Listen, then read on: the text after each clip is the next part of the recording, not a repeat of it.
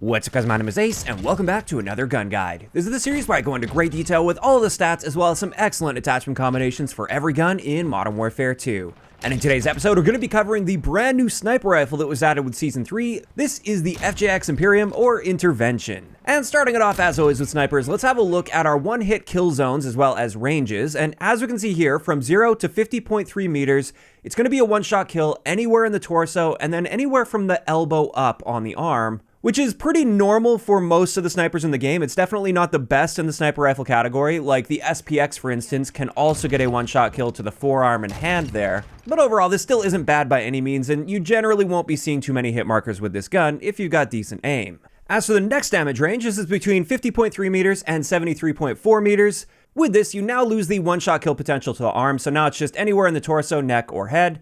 And then finally, beyond 73 meters, this is where you have to hit upper torso, neck, or head if you want to maintain a one-shot kill. Next up, let's get into our rate of fire, which is 44 rounds per minute, and this is kind of around average for a bolt action in this game. It's just a little bit slower than the LAB 330. And what this means is our rechamber time is about 1375 milliseconds. Then when it comes to our aim down sight time, this is 580 milliseconds, which is the second fastest in the sniper rifle category. It's only beat out by the SPX 80, which is 531 milliseconds. And then finally, when it comes to our sprint to fire time, this is 250 milliseconds for our standard sprint out time and 375 milliseconds for our tactical sprint out time, which is a little bit on the faster side for sniper rifles in this game, although these stats don't really come into play unless you're hip firing out of a sprint. But then when it comes to our bullet velocity, this is standard for the bolt action sniper rifles at least, and amazing at 780 meters per second. Generally speaking, you won't be noticing this until you really start stretching your ranges out.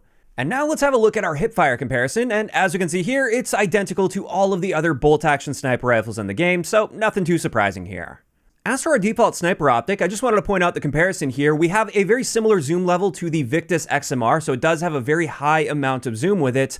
And it's also worth noting this reticle is very clean. I actually really like the reticle on the default optic, and I do consider that to be an upside with this gun. And then let's have a look at our idle sway, which as we can see here, there is quite a bit of sway unless you end up holding your breath. This is pretty standard for sniper rifles though. And on top of this, I did want to point out the recoil on this because this is one of those sniper rifles that doesn't automatically recenter for you after firing a shot.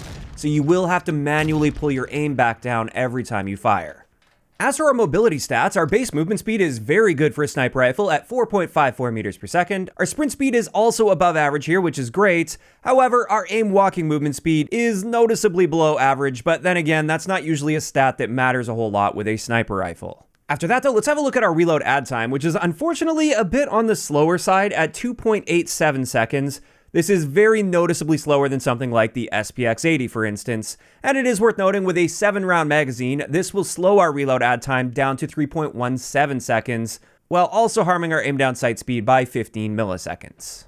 And diving a bit deeper into unique attachments on this gun, let's have a look at the attachments that are unique and that impact our aim down sight speeds. And as you can see here, unfortunately, there's only one barrel that will improve our aim down sight time. That's the TAC Commando 19, and it's only an 8 millisecond difference, which isn't really that much. But then for the rear grips, the attachment that helps the most here is actually the Skull 40. This will improve our aim down sight speed by 44 milliseconds, which is excellent.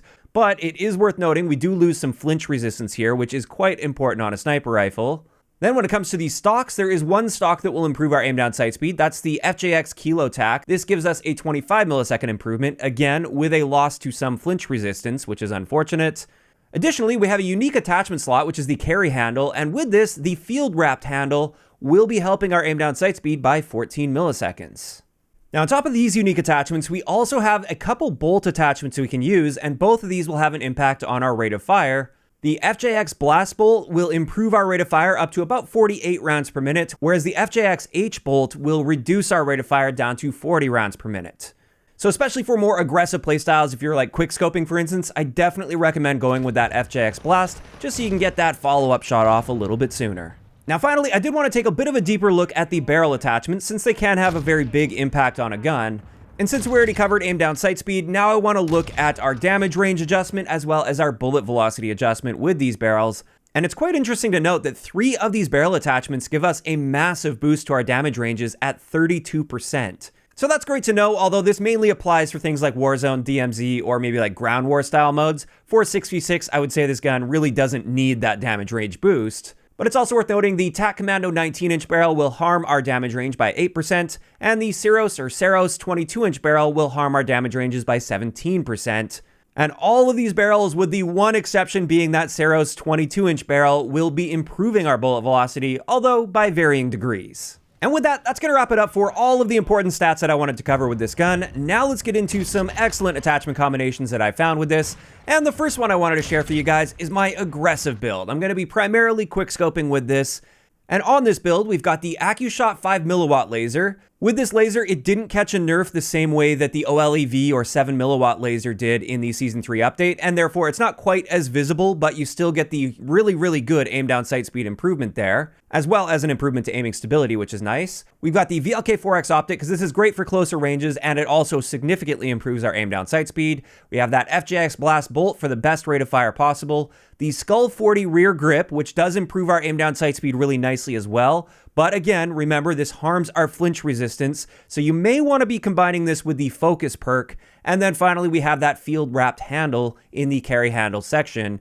And with all this combined, we have an improved rate of fire. We have a great aim down sight speed at 424 milliseconds, although this still isn't as good as the potential with the SPX 80. So that's interesting to note. The SPX is still going to be the superior quickscoping sniper, at least when it comes to speed there. Our Sprintout Time is great at 200 milliseconds, although not really all that relevant unless you're hip firing. And then our muzzle velocity is unchanged, but that's more than enough velocity for the typical quickscoping sort of a setup. So there we go, that's the fast one and my preferred setup for the standard 6v6 multiplayer. However, I did want to also share a long range build. This one would be much more designed for like Warzone, DMZ, or Ground War, for instance. And with this one, we're using the Fahrenheit 29-inch barrel for a great muzzle velocity boost, as well as that 32% boost to our damage ranges, which is really nice for those larger scale modes. We have the 1mW quickfire laser, because this one doesn't have a visible laser beam, but it still helps noticeably with our aim down sight speed.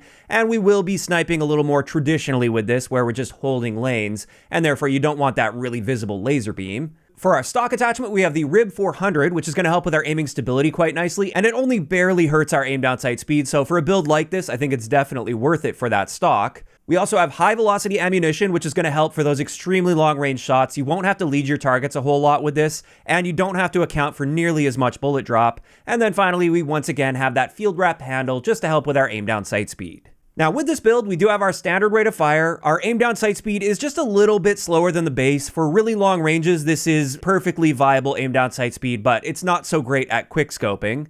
Our sprint to fire time was unchanged, and our bullet velocity is ridiculously good at 1312 meters per second, which again, that just means you're not going to have to lead your targets nearly as much. And with that, that's going to wrap it up today's gun guide on the FJX Imperium. As for my thoughts on this gun, I like it. I think it's an excellent addition to the game. I really enjoy using it. It's quite versatile as well. You can build a nice aggressive setup for quick scoping, or you can take it to the other extreme and go for really long range shots with a super high bullet velocity and a nice clean optic. Having said that though, if you were to ask me the question, is this now the new best sniper rifle in the game? My answer is just straight up no. No, this didn't dethrone the SPX 80 in my opinion. The SPX still has a faster rate of fire, a bigger one-hit kill area as well, so fewer hit markers there. We've got a faster aim down sight speed and faster aim down sight speed potential when you factor attachments in as well. And with all of that combined, those are the really important stats that matter the most. I would just say that the FJX Imperium does fall a little bit short of that. But that doesn't mean I don't like this gun. Again, I still think it's great. I still enjoy using it, and I will continue to use it. I just think the SPX is still a little bit better. Now, of course, that is just my opinion of this new sniper rifle, and I'd love to hear your guys' thoughts in the comments down below. And also, if you guys have missed any of the previous episodes of Gun Guides, including the new battle rifle, the Cronin Squall, I will leave a link to the playlist in the description of the video. If you enjoyed this one, a like rating is always appreciated. And don't forget to subscribe for more if you haven't already. I'll talk to you guys next time.